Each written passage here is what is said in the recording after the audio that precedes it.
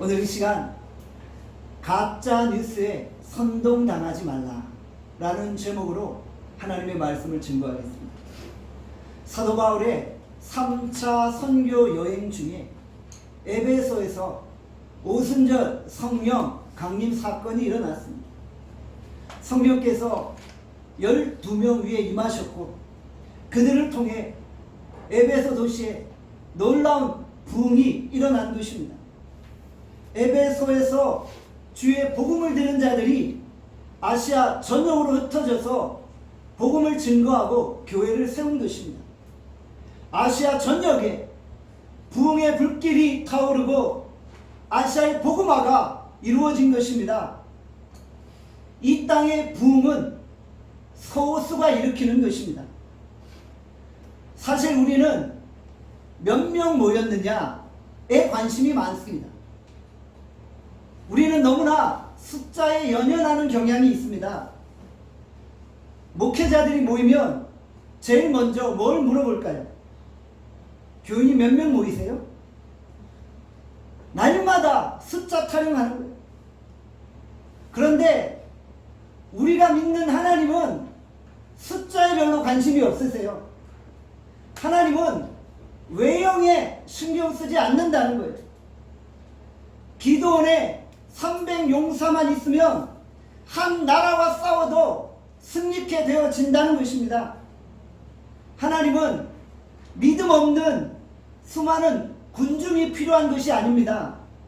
우리 하나님은 믿음 있는 헌신된 몇 명의 그리스도인들이 필요한 것입니다. 단 한 명만 제대로 말씀과 성령으로 강력하게 무장한다면 그들을 통해 지역사회가 뒤집어 엎어지고 아시아가 엎어지고 전 세계가 뒤엎어지는 것입니다. 우리는 할 수 없는데 하나님은 그 일을 하신다는 거예요. 하나님이 말씀과 성령으로 충만한 그 한 사람을 통해 그 일을 행하신다는 것입니다. 바울 한 사람을 통해 에베소가 변화되어지고 아시아가 변화되어지고 유럽이 변화되어졌다는 것입니다. 왜 우리가 신앙생활을 하면서 무기력증에 빠지게 됩니까? 말씀과 성령으로 강력하게 무장하지 않았기 때문입니다. 우리 안에 말씀과 성령이 충만하면 저절로 내 안에서 능력이 나타나는 것입니다. 인생의 문제들을 세상적인 방법으로 풀려고 하지 마세요. 눈에 보이는 외형 쫓지 마시고요. 우리의 내면을 영적으로 강화시키는 것입니다. 내적 소명을 점검하고 내 내면을 정비하는 것입니다. 그러면 나를 통해 능력이 흘러넘치는 것입니다. 내가 말씀과 성령으로 온전히 무장할 때 우리 가정이 살고 우리 직장이 살고 이 사회가 살고 내 인생의 문제들은 다 해결되어지는 것입니다. 하나님이 여러분 한 사람을 사용하시기만 하면 되는 것입니다. 여러분들이 잘 준비되어지고 하나님이 여러분들을 사용하시기만 하면 여러분들을 통해 여러분의 삶이 변화되어지고 여러분의 가정과 직장과 학교와 사회와 민족이 변화되어진다는 것이죠.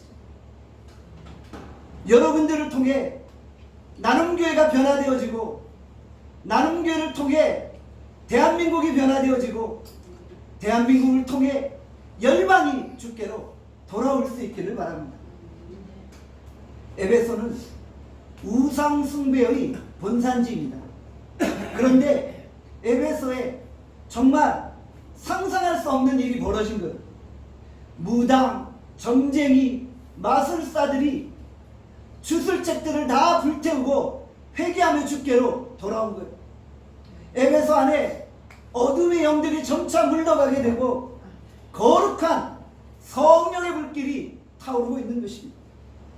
그런데 이와 같은 부흥의 역사로 인해서 에베소에 대적들의 소동이 벌어진 거예요. 오늘 본문은 에베소에서 일어난 소동 이야기입니다. 부흥이 일어나고 있는데 악한 세력들이 가만 놔둘 리가 없죠. 군중을 동원해서 방해 공작을 벌이고 있는 것입니다. 저는 이 소동을 영적 전쟁이라고 정의합니다. 사도 바울이 에베소서를 기록하면서 영적 전쟁을 언급하고 있죠. 에베소 도시의 선교 사역이 그 배경이 되었던 것입니다. 에베소서 6장 13절에서 17절에 말씀합니다. 우리 다 함께 읽겠습니다. 시작. 그러므로 하나님의 전신갑주를 취하라. 이는 악한 날에 너희가 능히 대적하고 모든 일을 행한 후에 서기 위함이라. 그런즉 서서 진리로 너희 허리띠를 띠고 의의 호심경을 붙이고 평안의 복음이 준비한 것으로 신을 신고 모든 것 위에 믿음의 방패를 가지고 이로써 능히 악한 자의 모든 불화살을 소멸하고 구원의 투구와 성령의 검 곧 하나님의 말씀을 가지라. 사도 바울이 에베소서에서 영적 전쟁을 언급하고 있습니다. 에베소 도시 안에서 치열한 영적 전쟁을 경험했다는 거예요. 이 영적 전쟁에서 어떻게 승리합니까? 하나님의 전신갑주를 입는 것입니다. 진리로 허리띠를 띠는 거예요. 의에 호심경을 붙이는 거예요. 평안의 복음에 신을 신는 거예요. 믿음의 방패를 가지고 구원의 투구와 성령의 검, 하나님의 말씀으로 무장하는 것입니다. 그러면 영적 전쟁에서 반드시 승리케 되어진다는 것입니다. 우리가 가만히 있으면 아무런 영적 전쟁도 일어나지 않는 거예요.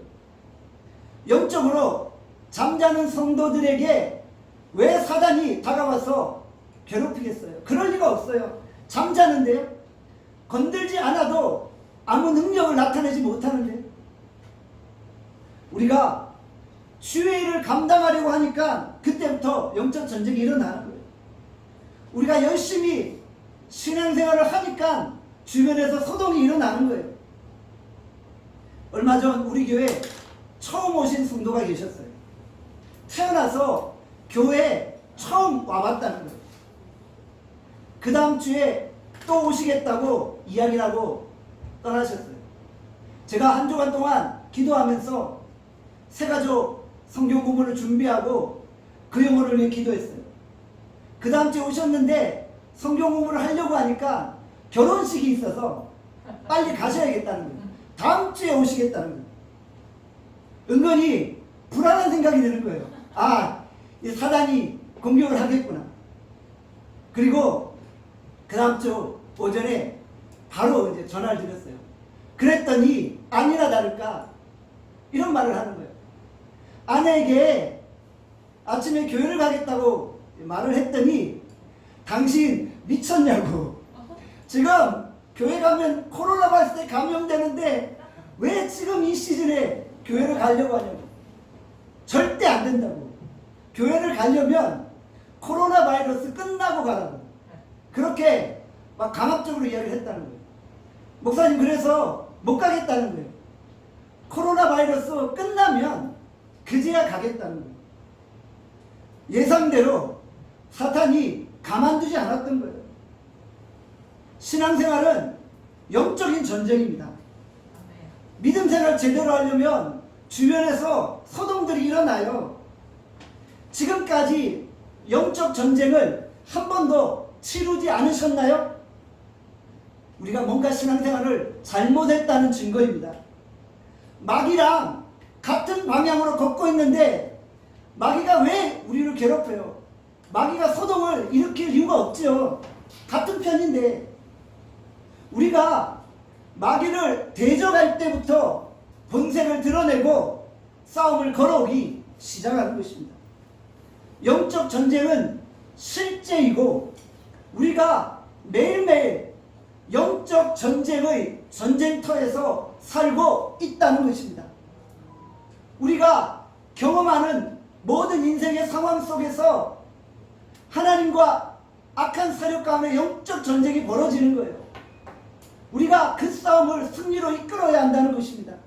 우리가 하나님의 전신갑주로 강력히 무장해야만 영적 전쟁에서 승리할 수 있다는 것입니다. 오늘 이 아침에 우리가 하나님의 전신갑주로 든든히 무장하여서 우리 인생의 모든 영적 싸움을 승리로 이끌 수 있기를 바랍니다. 사도행전 19장 21절에 말씀합니다. 우리 다 함께 사도행전 19장 21절 읽겠습니다. 시작.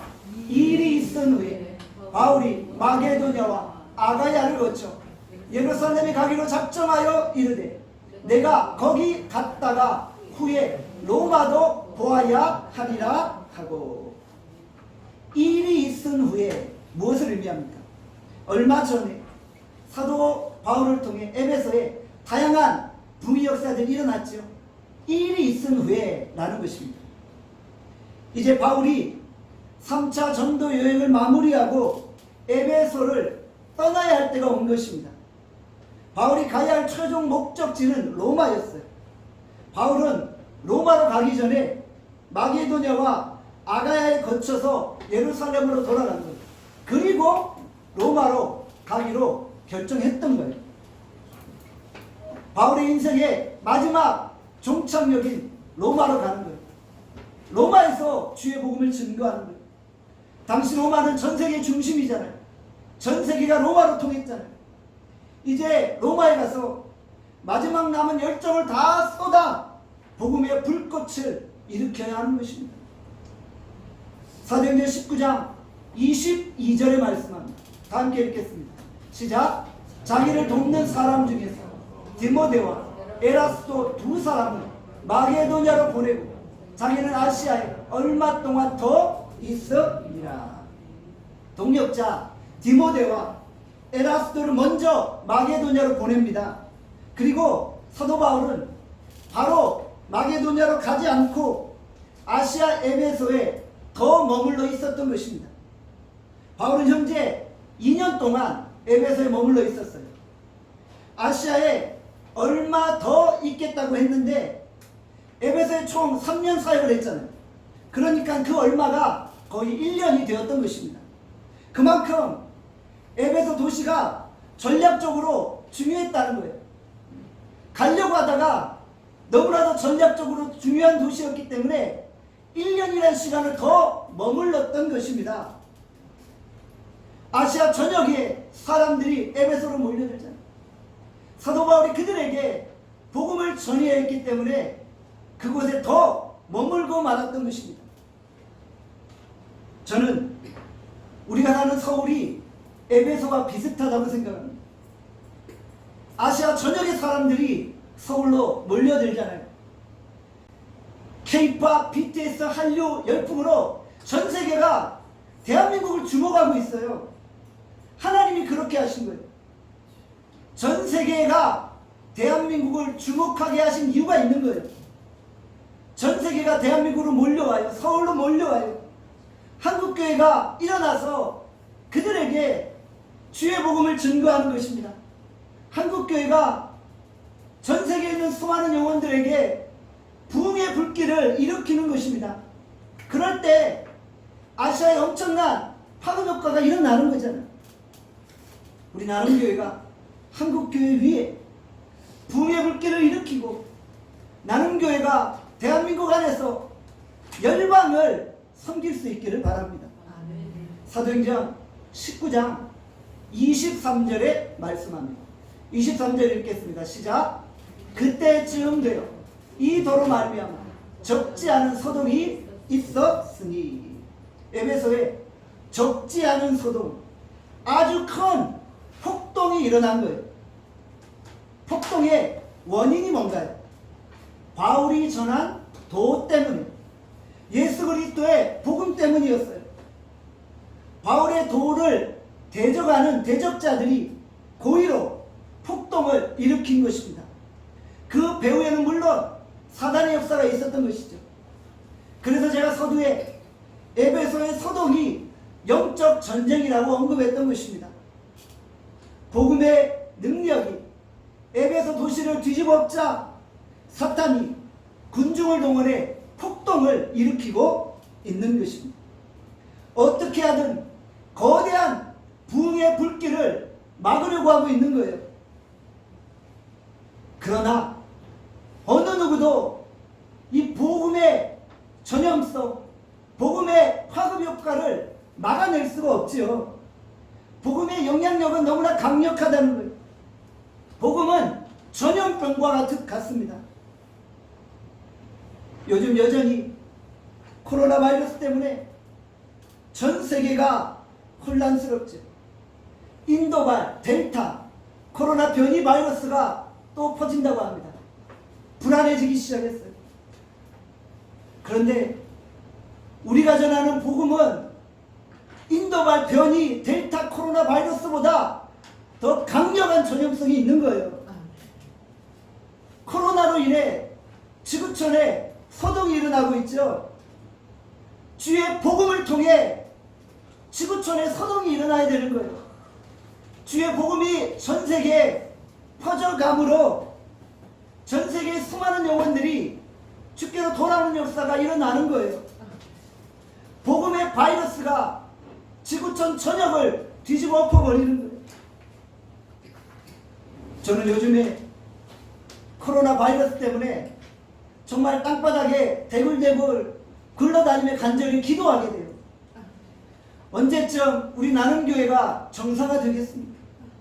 주님, 우리를 불쌍히 여겨주십시오. 이러면서 고통 속에 부르짖게 돼요. 코로나가 끝나면 교회 갈게요 라고 하는 성도들이 있잖아요. 끝나면 갈게요. 끝나면 갈게요. 그렇게 기다리던 시간이 1년 6개월이 지나버렸어요. 과연 올해는 끝날 수 있을까?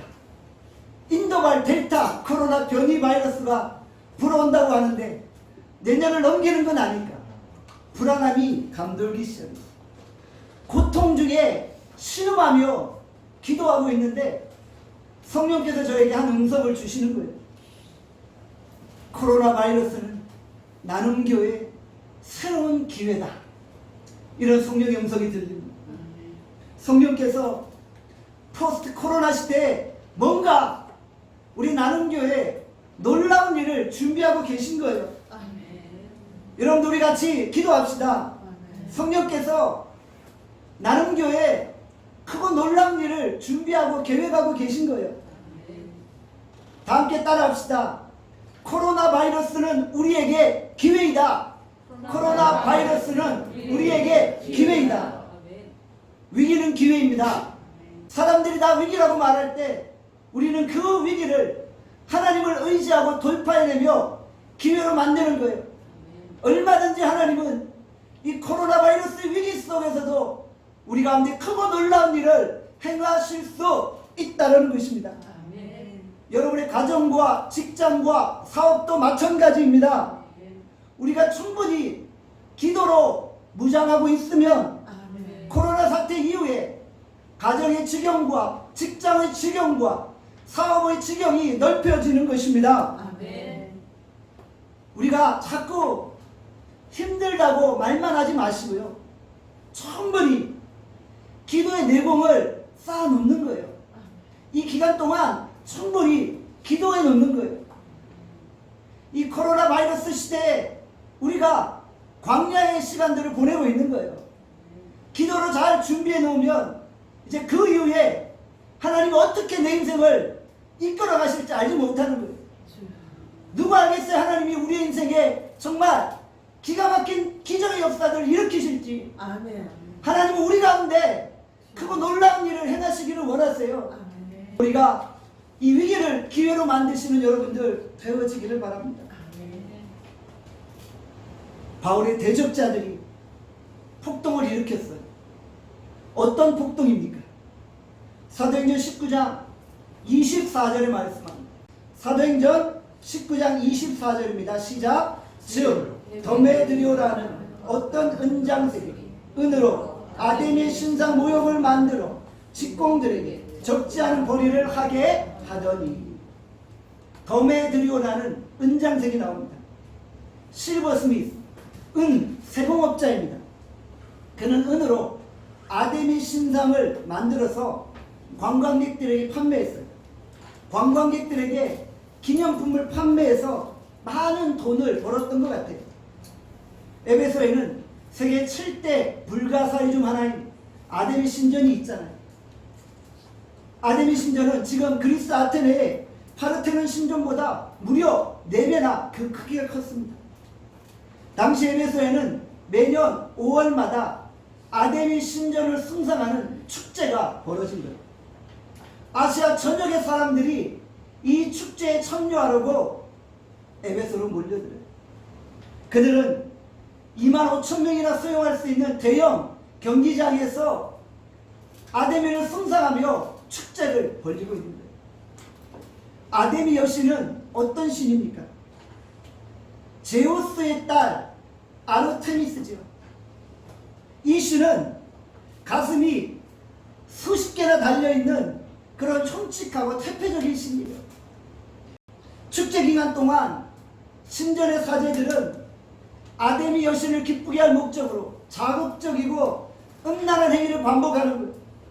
아데미 신전의 남사제 여자세는 오늘날의 남창 여창 수준이었어요. 매년 아데미 축제 때마다 더메드리오는 아데미 우상을 팔아 큰 부를 축적했죠. 그런데 바울이 에베소로 오고 나서부터 우상 숭배가 점점 사라지기 시작합니다. 자연스럽게 아데미 우상 기념품 판매가 급감하게 되죠. 엄청난 비즈니스에 타격을 입게 되는 거예요. 사도행전 19장 25절 27절에 말씀합니다. 우리 다 함께 25절 27절 읽겠습니다. 시작.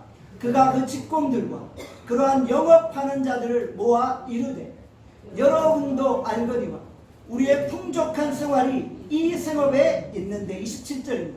우리의 이 영업이 천하여질 위협이 있을 뿐 아니라 큰 여신 아데미 신전도 무시당하게 되고 온 아시아와 천하가 그 위험도 떨어질까 하더라. 지금 무슨 일이 발생했어요? 더메드리오는 에베소 상인협회 회장쯤 되었던 거예요. 그가 기념품 가게 상인들과 우상 만드는 직공들을 불러 모았던 거예요. 그리고 설명을 합니다. 우리가 기념품을 팔아서 풍족한 생활을 했는데 바울의 도로 일에 수입이 끊어져 버렸어. 또한 아데미 신전도 무시를 당하고 아데미 신전의 위협이 떨어졌다라고 이야기를 하고 있습니다. 사실 아데미 신전의 위협이 떨어졌다는 것은 명분일 뿐입니다. 사실은 자신들의 탐욕을 채우기 위해서 소동이 벌어지는 거죠. 자신들의 욕심과 이기심이 발동한 거예요. 비즈니스에 상당한 타격을 입었기 때문에 더메드리오가 지금 사람들을 선동하고 있는 거예요. 세상이 소동할 때 우리가 잘 분별해내야 합니다. 명분이 그럴싸한데 사실 따지고 보면 인간의 욕심과 탐욕이 그 근원인 거예요. 이 상인들이 어떠한 반응을 보입니까? 사도행전 19장 28절에 말씀합니다.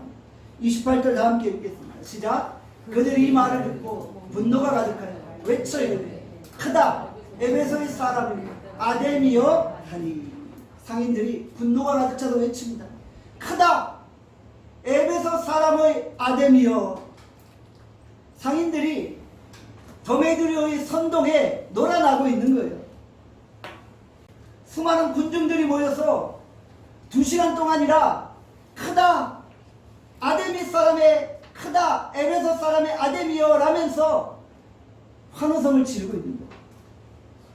사도행전 19장 34절에 말씀하여 다 한 소리로 외쳐 이르되 크다 에베소 사람의 아데미여 하기를 2시간이나 하더니 엄청난 인파가 경기장으로 몰려들고 크다 에베소 사람의 아데미여 함성 소리는 시간이 갈수록 더 커집니다. 군중들이 완전히 이성을 잃어버린 거예요. 여러분들 2002년 월드컵을 기억하시죠? 대한민국 월드컵.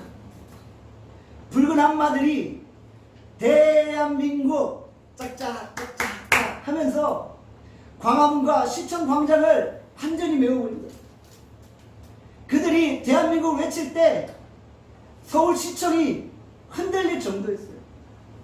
군중들의 힘에 압도당하는 거예요. 지금 연극장에서 앱에서의 군중들이 그러고 있는 거예요. 그런데 이 군중들이 왜 자신들이 여기에 앉아 있는지를 알지 못하는 거예요. 참으로 어리석은 군중들이 아닌가요? 사도행전 19장 32절의 말씀합니다. 32절 함께 읽겠습니다. 시작. 사람들이 외쳐 어떤 일은 이런 말을 어떤 일은 저런 말을 하니 모인 무리가 분란하여 태반이나 어찌하여 모였는지 알지 못하더라. 군중들이 연극장에 모여 있는데 왜 모여 있는지 알지 못하는 거예요. 어찌하여 모였는지 알지 못하더라. 더메드리오와 상인들 몇 명이 유언비어와 거짓 뉴스를 퍼뜨려서 군중을 선동해버린 거예요. 그러니까 무지한 군중들은 자기들이 왜 여기 모였는지도 알지 못한 채 함성을 지르고 있는 거예요. 소리를 지르는데 왜 지르는지 알지 못하는 거예요. 참으로 기가 막히고 코가 막힌 노릇이에요. 군중들이 소리를 지르면서 스트레스를 풀고 있는 거예요. 얼마나 안심합니까? 누군가의 선동을 당하고 있는 거예요. 사랑하는 여러분, 오늘 이 시대에 수많은 사람들이 가짜 뉴스에 선동당하고 있다는 사실을 아시나요? 정치인들은 가짜 뉴스를 퍼뜨려서 지지자들을 결집하고 상대방을 모함하는 거예요. 일단 가짜 뉴스를 퍼뜨려서 상대방을 이기면 되는 거예요. 이기면 끝나는 거예요. 나중에 가짜 뉴스라고 밝혀지면 뭐합니까? 선거는 다 끝나버렸는데 언론과 SNS에 무차별적인 가짜 뉴스를 퍼뜨리는 거예요. 그리고 무지한 군중들은 이 가짜 뉴스에 분노하며 거리로 나와서 소동을 일으키는 거예요. 무지한 군중들이 몇몇 사람에 의해서 선동당하는 거예요. 요즘 코로나 바이러스 사태에 편승해서 수많은 가짜 뉴스가 퍼지고 있어요. 제가 만난 어떤 어르신은 백신을 안 맞겠다는 거예요. 왜요? 물어봤더니 빌 게이츠가 백신에 베리칩을 심어놨다는 거예요. 그래서 그걸 맞으면 천국 못 가고 지옥 가니까 나는 절대 안 맞겠다는 거예요. 그런 거 아니라고, 맞으시라고 해도 아니라는 거예요. 내가 유튜브하고 뉴스에 봤는데 목사님 잘 모르는 거라고. 목사님이 그런 것도 모르냐고. 영적인 분별력이 없다고 저를 나무라시는 거예요. 코로나 바이러스 백신이 요한계시록에 나오는 짐승의 표 666이라는 거예요. 백신 맞으면 천국 못 가니까 절대 맞지 말라는 거예요. 시한부 종말론이 어쩌고 일루미나이트가 어쩌고 프리메디슨이 어쩌고 이러면서 자꾸 끊임없이 가짜뉴스를 퍼나르는 거예요. 자꾸 가짜뉴스를 퍼뜨리니까 무지한 군중들은 거기에 현혹되고 불안감이 조성되어지고 사람들이 선동을 당하는 거예요. 마지막 때가 가까이 올수록 이런 가짜뉴스는 더 퍼지기 마련입니다. 여러분들 걱정하실 필요 없어요. 시간이 갈수록 이런 가짜뉴스는 더 많아질 거예요. 그러니까 우리가 그 가짜뉴스를 막으려고 하는 게 아니라 내가 깨어서 영적인 분별력을 가지고 내 스스로 나 자신을 지키는 거예요. 그런 가짜뉴스에 선동당하지 않는 거예요. 어느 대형교회 목사님이 설교 시간에 말씀하셨다고 하잖아요. 이 카드가 코로나 바이러스 패치인데 몸에 지니고만 있으면 코로나 바이러스가 왔다가 물러간다는 거예요. 전 교인들에게 무료로 나눠주겠다는 거예요. 할렐루야, 주를 찬양합니다. 예배 시간에 난리가 났어요. 우리가 영적인 분별력을 가지고 깨어 있어야 되는 거예요. 깨어 있지 않으면 이런 거짓 뉴스, 가짜 뉴스에 놀아날 수 있는 거예요. 우리가 영적인 분별력을 가지고 가짜 뉴스에 대항할 수 있기를 바랍니다. 사도행전 19장 35절, 37절에서 39절의 말씀합니다. 다 함께 읽겠습니다. 시작. 서기장이 우리를 진정시키고 이르되 신전의 물건을 도둑질하지도 아니하였고 우리 여신을 비방하지도 아니한 이 사람들을 너희가 붙잡아 왔으니 만일 경매들이와 그와 함께 있는 직공들이 누구에게 고발할 것이 있으면 재판 날도 있고 총독들도 있으니 피차 고소할 것이요 만일 그 외에 무엇을 원하면 정식으로 민회에서 결정할지라. 서기장이 군중들을 진정시키고 있어요. 서기장이 군중들에게 말합니다. 내가 보니까 사도 바울이 물건을 도둑질한 것도 아니고 여신을 비방한 것 같지도 않다. 진짜 고발할 생각이 있으면 재판날에 정식으로 재판을 청구하라. 지금 너희들의 이 집회는 불법 집회다. 이렇게 선언한 거예요. 서기장은 지혜로운 사람이었어요. 이 집회가 터무니없는 불법 집회라는 사실을 간파했던 거예요. 서기장은 이성을 잃어버린 군중들에게 이성적으로 자세하게 설명해 주었던 것입니다. 그랬더니 어떤 일이 벌어집니까?